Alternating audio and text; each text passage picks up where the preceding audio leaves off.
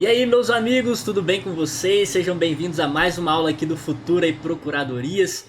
Eu sou o professor Rodolfo Pena, sou procurador do Estado de São Paulo, e hoje eu quero falar com vocês sobre uma retrospectiva. Eu quero trazer para vocês uma retrospectiva de jurisprudência de 2021 em direito administrativo, tá? Obviamente, a primeira dica que eu vou dar para vocês aqui é passem filtro solar, né? Que eu voltei do recesso. Vocês podem ver como é que eu tô aqui, todo queimado. Mas isso não vai impedir a nossa aula e a gente vai falar sobre essa jurisprudência. Bom, então retrospectiva, né? Quem ainda não segue, eu quero convidar a seguir aqui as nossas redes sociais, no @Futura e Procuradorias, e também lá no meu Instagram, @prof.rodolfopena.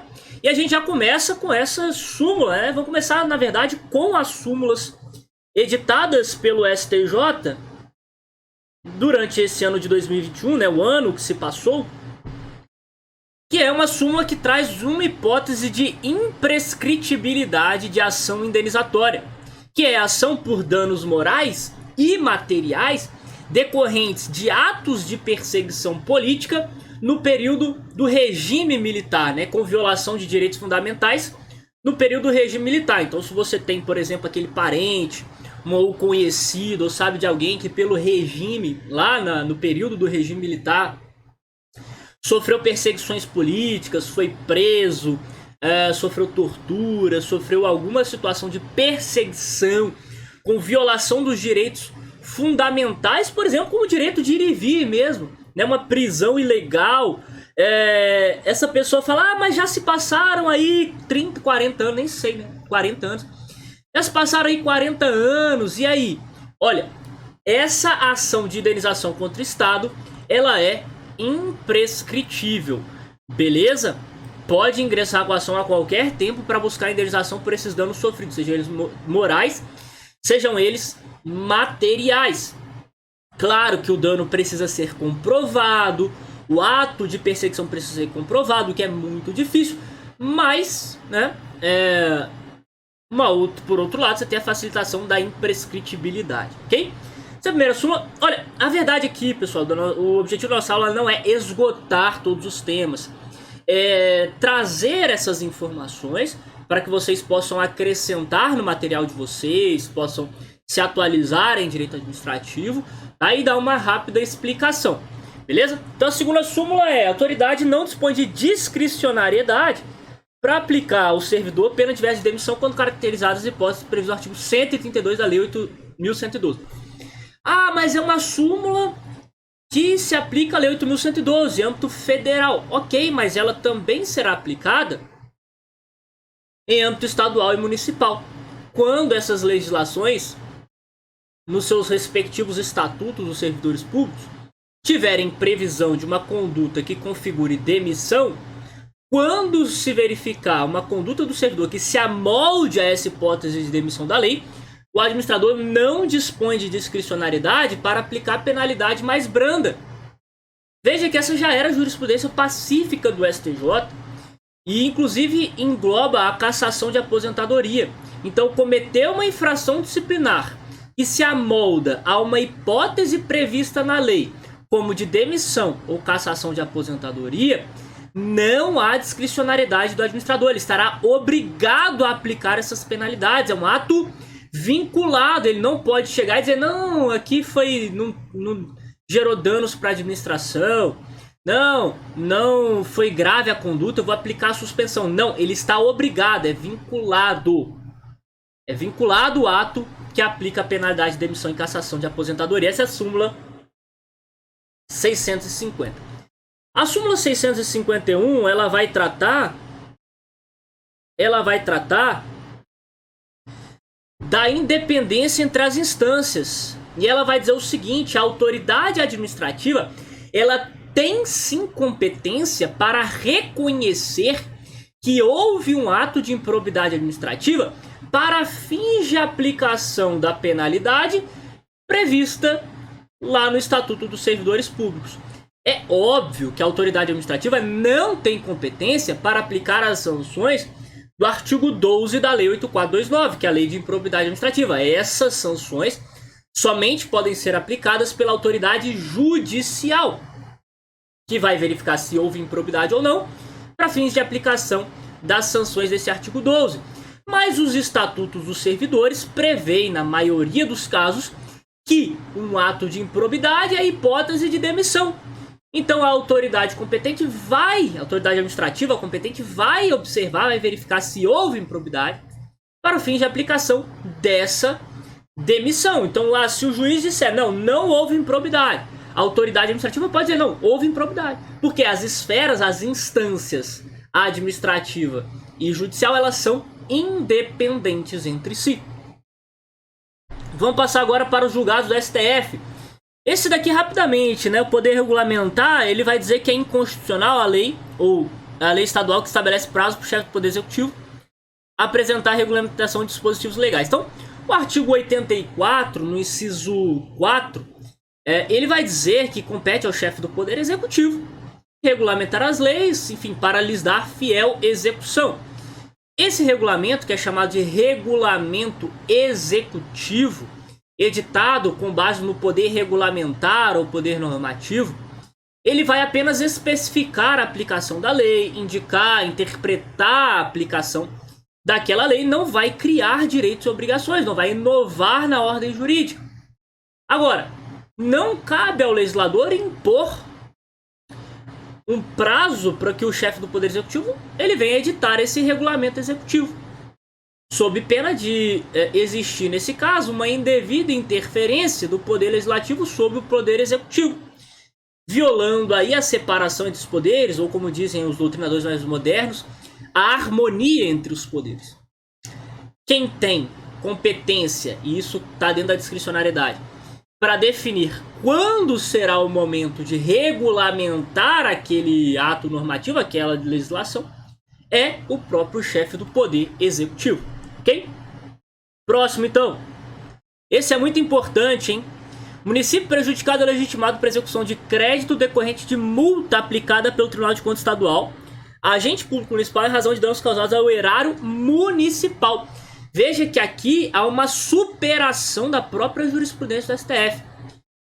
Vocês recordam o artigo 71, parágrafo 3º da Constituição, vai dizer que o Tribunal de Contas, as decisões do Tribunal de Contas, que imponham multas, que imponham ressarcimento ao erário, que imponham alguma obrigação de pagar, são títulos executivos extrajudiciais, cabendo sua simples execução, ou seja, não precisa propor uma ação de conhecimento para que se imponha essa obrigação de pagar, porque a própria decisão do Tribunal de Contas já é um título executivo.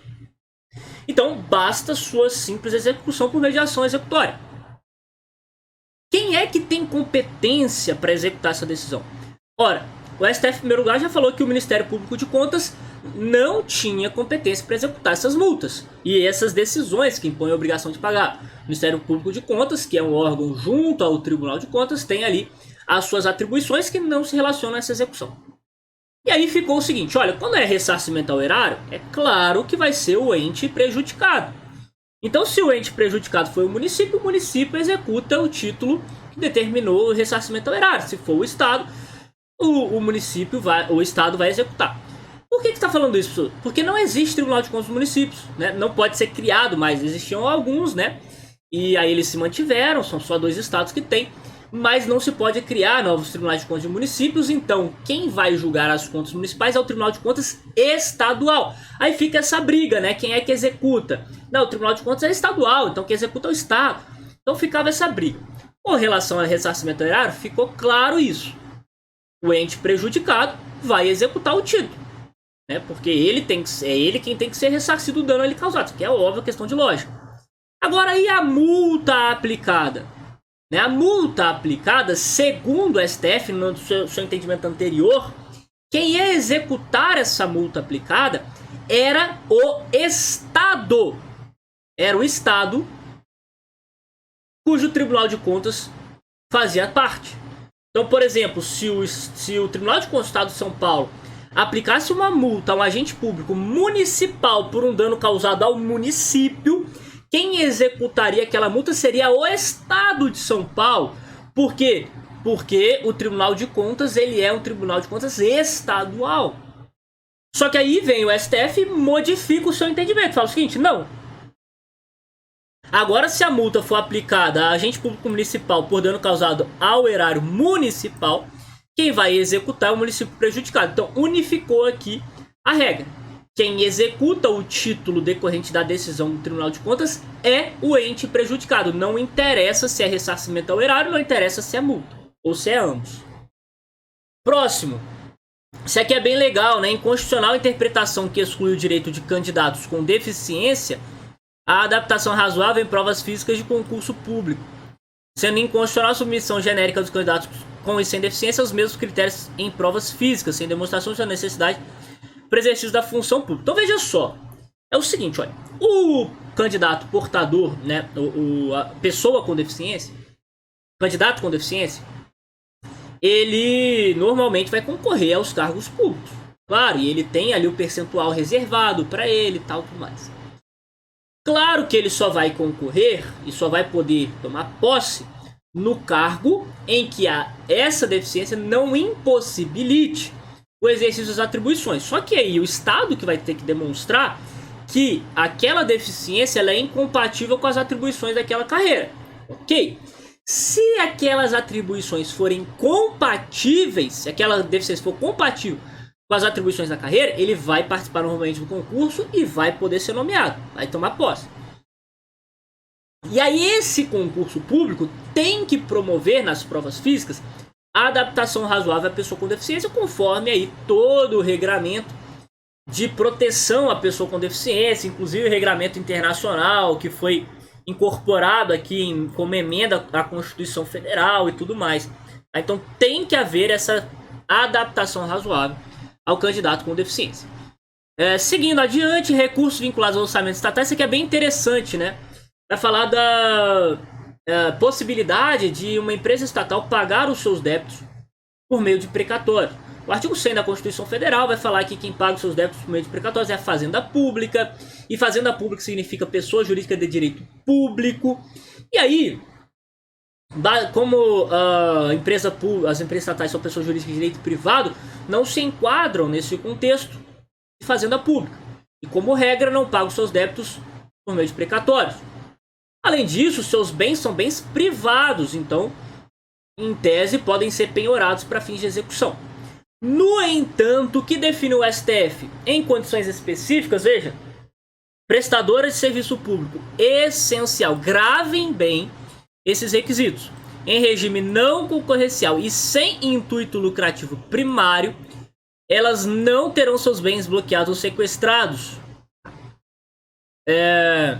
Ou seja, elas pagarão, aqui ó, em virtude do artigo 100 da Constituição Federal, elas pagarão seus débitos por meio de precatórios. Então gravem bem esses requisitos. Prestadoras de serviço público essencial, em regime não concorrencial e sem intuito lucrativo primário. Sobre o teto remuneratório, né, aqui fica... essa daqui é bem óbvia, né, mas às vezes o STF tem que falar o óbvio mesmo, né. Teto aplicado aos servidores municipais, exceto os vereadores, é o subsídio do prefeito municipal, ponto. O que é exceto os vereadores? Os vereadores têm um teto específico da Constituição, dependente ali da quantidade de habitantes no município. Mas todos os demais servidores do município, o teto é o do prefeito. Você não pode estabelecer como teto único no município, por exemplo, um teto do desembargador do TJ do Estado. Não, tem que ser o subsídio do prefeito. Isso aqui está expresso no artigo 37, inciso 11. Tá? Não tem nem o que se discutir. Outro ponto importante aqui, questão do empregado. Esse que é bem interessante, né? Empregado público que se aposenta voluntariamente. Então, a concessão de aposentadoria de empregados públicos inviabiliza a permanência do emprego nos termos do artigo 37, parágrafo 14. O que diz o artigo 37, parágrafo 14? Ele diz que a aposentadoria voluntária do empregado público, aquele empregado das empresas estatais, vai ensejar o rompimento do seu vínculo de emprego com a estatal. Isso não é óbvio. Porque antes vigorava a mesma regra dos empregados da iniciativa privada, que podem se aposentar e continuar trabalhando, porque são vínculos distintos. Um é com a Previdência e o outro é com o empregador. Um é o vínculo de emprego, outro é o vínculo previdenciário. Então, na iniciativa privada, ele poderia continuar trabalhando. E o mesmo valia para as empresas estatais. Aí agora, com a reforma previdenciária, emenda constitucional 103 de 2019, estabeleceu-se que esse empregado, ao pedir a sua aposentadoria voluntária, isso só aqueles que se aposentarem após a emenda 103, vai ter automaticamente o seu vínculo de emprego extinto com a empresa estatal. Aí vários deles começaram a entrar com ação judicial, questionar esse rompimento de vínculo e tudo. O que disse o STF? Essas ações para questionar esse rompimento de vínculo não vão para a Justiça do Trabalho. Elas vão para a Justiça Comum, porque essa relação jurídica é uma relação jurídica administrativo-constitucional, porque o rompimento do vínculo decorre da própria Constituição Federal. Não é um ato do empregador, tá? É decorrente da disposição constitucional. Então veja, natureza do ato de demissão de empregado público é constitucional, administrativo e não trabalhista, o que atrai a competência da Justiça Comum para julgar a questão. Veja, é só essa demissão aqui, decorrente da aposentadoria voluntária. Todas as outras demissões, demissão por justa causa, sem justa causa, enfim, todas vão ser discutidas na Justiça do Trabalho. Mas a demissão em decorrência da aposentadoria voluntária, Justiça Comum. E aí, responsabilidade civil do Estado em relação ao profissional de imprensa ferido durante cobertura jornalística. Foi aquele jornalista que infelizmente perdeu a visão em virtude de um disparo de arma com bala de borracha, que atingiu o jornalista, perdeu a visão e entrou com ação judicial para ser indenizado. Ok. O que disse o STF? Olha, responsabilidade objetiva. Que é óbvio, né, pessoal? Não vamos politizar aqui, não vamos entrar em política. Manifestação, jornalista, isso, aquilo, é esquerdista, direitista. Não tem nada disso. Questão jurídica. Responsabilidade objetiva depende de quê? Uma conduta de um agente público, que foi o disparo realizado pelo policial, um dano, que é óbvio, a perda da visão, e o nexo de causalidade. O dano foi gerado pela conduta. A perda da visão foi gerada pelo disparo da arma com bala de borracha. Pronto! Não se verifica culpa nem dolo do agente público. Preencheu os requisitos de responsabilidade objetiva. Acabou. Não há responsabilidade objetiva. Ah, mas é com base na teoria do risco administrativo. Isso. Risco administrativo. O Estado pode excluir a sua responsabilidade quando ele demonstrar uma das causas excludentes. Caso fortuito, força maior, culpa exclusiva da vítima, culpa exclusiva de terceiro. Então, a discussão aqui é se há culpa exclusiva da vítima, no caso do jornalista, ou não. Aí o que diz o STF? Olha, o ônus da prova compete ao Estado. É o Estado que tem que demonstrar fato impeditivo do direito do autor. Então, o ônus da prova é do Estado. O Estado tem que demonstrar que houve culpa exclusiva da vítima. Então, só vai excluir a responsabilidade do Estado se o Estado demonstrasse que houve ostensiva e clara advertência do risco de dano se o jornalista se mantivesse naquela posição. Foi isso que ele disse. Então, olha só. Somente vai configurar a culpa exclusiva da vítima se o profissional descumprir ostensiva e clara advertência sobre acesso a áreas delimitadas em que haja grave risco à sua integridade física. Então, cabe ao Estado comprovar isso daqui. Ponto. Beleza?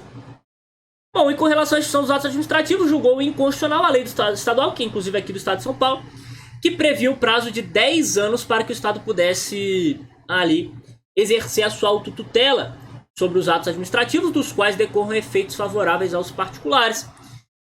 Em âmbito federal são 5 anos, no Estado de São Paulo eram 10. E aí o que diz o STF? Não, é inconstitucional. Por quê? Porque é necessário manter uma igualdade de tratamento poder público-cidadão. Se na maioria dos estados é 5 anos, então vamos manter essa igualdade para não gerar confusão para ninguém e tudo mais. Claro que é uma justificativa bem rasa, né? Um fundamento bem raso, mas foi aqui o que definiu o STF. Sobre aqui o STJ, né? Aqui tá errado aqui no STF STJ. No informativo 715, o STJ trouxe a seguinte decisão: para recusa à nomeação de aprovados dentro do número de vagas, devem ficar comprovadas situações excepcionais elencadas pelo Supremo no recurso extraordinário 598099. Quais são essas situações extraordinárias? Primeiro, a extraordinariedade da situação. E aí vem 4 requisitos elencados pelo STF nessa decisão, que são superveniência dos fatos, imprevisibilidade, gravidade e necessidade. Superveniência tem que ser posterior à publicação do edital, porque se for antes, já sabia da situação grave, mesmo assim publicou o edital, então se publicou o edital agora nomeia. Imprevisibilidade, não pode ser previsível pelos mesmos motivos da superveniência. Se já sabia, se já previa aquela situação, por que publicou o edital? Demonstra a intenção de contratar, agora não volta atrás. Gravidade tem que gerar a nomeação desses candidatos com direito subjetivo. Tem que gerar para a administração pública um ônus extremamente grave, o qual a administração não conseguiria suportar. E necessidade tem que ser o último caso. Não pode existir outra medida capaz de resolver a situação financeira do Estado. A ausência de nomeação tem que ser a última medida. Foi o que disse o STJ aqui, ó. Deve ser a última das alternativas. Então não vale aqui o Estado alegar estado das coisas, né? O poder público alegar estado das coisas. Pandemia, crise econômica mundial, isso, aquilo. Não, tem que demonstrar concretamente esses 4 requisitos para que possa deixar de nomear candidatos com direito subjetivo à nomeação, né? Ainda dentro do direito subjetivo à nomeação, dentro aqui do assunto de servidores públicos, né? Não direito subjetivo. Necessária condenação anterior na ficha funcional para que seja valorado como antecedente de forma negativa na luz da pena. Não vai dizer, lá em 2010 você veio aqui na repartição com a camisa do Corinthians, não sei o que, né? Que é, obviamente, um fato completamente deletério à função pública, né? Um fato aí vergonhoso para a administração pública. Mas se isso não ficou ali registrado, é claro que é uma brincadeira, tá, pessoal? Não ficou registrado aqui na ficha funcional, não pode valorar isso como antecedente. Ainda sobre direito subjetivo de nomeação, mais uma aqui. Contratação temporária de terceiros para desempenho de função no cargo de enfermeiro em decorrência da pandemia da Covid-19, determinada por decisão judicial, não configura preterição ilegal para ensejar o direito subjetivo à nomeação dos candidatos aprovados a concurso público. O que aconteceu? São candidatos aprovados a concurso público para enfermeiro daquela administração pública, e eles estavam lá no cadastro de reserva. A preterição ilegal gera direito subjetivo à nomeação. Súmula de número 15 do STF. Não é vinculante, não, é súmula mesmo. E aí, discute, contratação temporária, contratação precária, gera essa preterição ilegal? Depende. O que aconteceu? Veio a Covid-19, o Estado foi lá, não, vou contratar enfermeiro de forma temporária. Mas tem enfermeiro aqui, aprovado concurso público, por que não nomeia eles?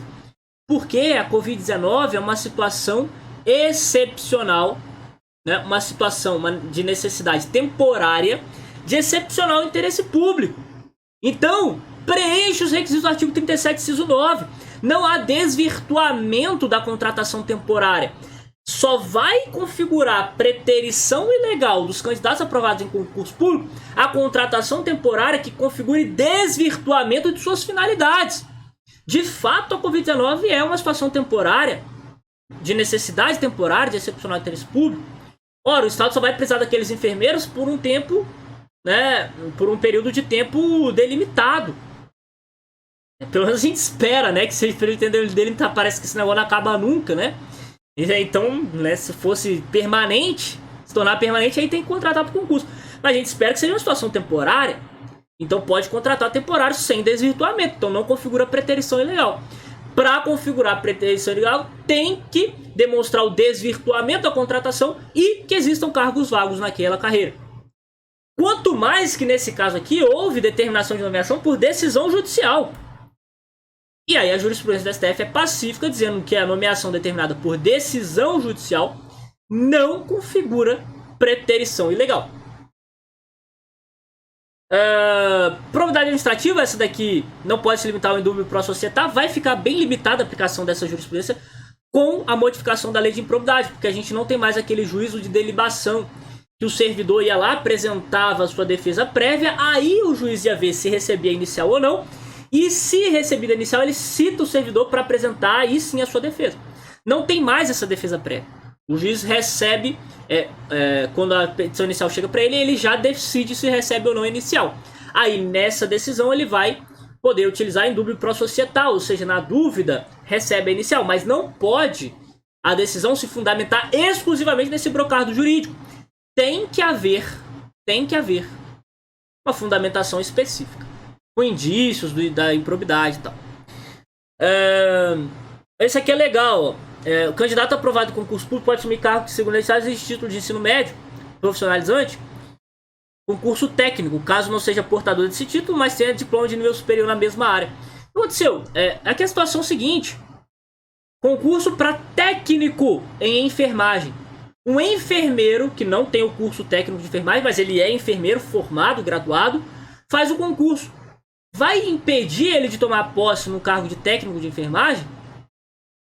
Porque ele não tem esse título, mas ele tem um título superior? Segundo o STJ, não. Ele vai poder tomar posse, por quê? Porque ele tem uma titulação superior àquela exigida. Isso traz eficiência para a administração pública, e aí utilizou argumentos de análise econômica do direito, utilizou argumentos de consequencialismo, observando as consequências práticas da decisão, ou seja, vai trazer consequências favoráveis para a administração pública, você tem uma pessoa mais qualificada para aquele cargo, né? Então usou todos esses argumentos para dizer, não, essa nomeação ela é legal. E aqui, possíveis medidas executivas atípicas de cunho não patrimonial no cumprimento de sentença da ação de improbidade, tá? E aí tem todos aqueles requisitos para a utilização dessas medidas executivas atípicas, né? Tem que ter razoabilidade, tem que ser o último caso. Então, todos aqueles que você estuda no processo civil vão se aplicar aqui também na improbidade. Beleza, meus amigos? Então, essa é uma rápida retrospectiva para a gente trazer aqui uma atualização jurídica em direito administrativo para vocês. Espero que vocês tenham gostado, tá? Já vou convidar novamente aqui vocês a nos acompanharem lá nas nossas redes sociais. Então veja, vou colocar aqui, lá no Futura e Procuradorias e lá no @prof.rodolfopena no Instagram, beleza? Então fiquem ligados, toda semana aqui um vídeo novo voltado para procuradorias, e também lá ligados no nosso Instagram, que tem muita novidade, muita coisa interessante para ajudar vocês nessa caminhada até a posse. Um grande abraço a todos e até a próxima.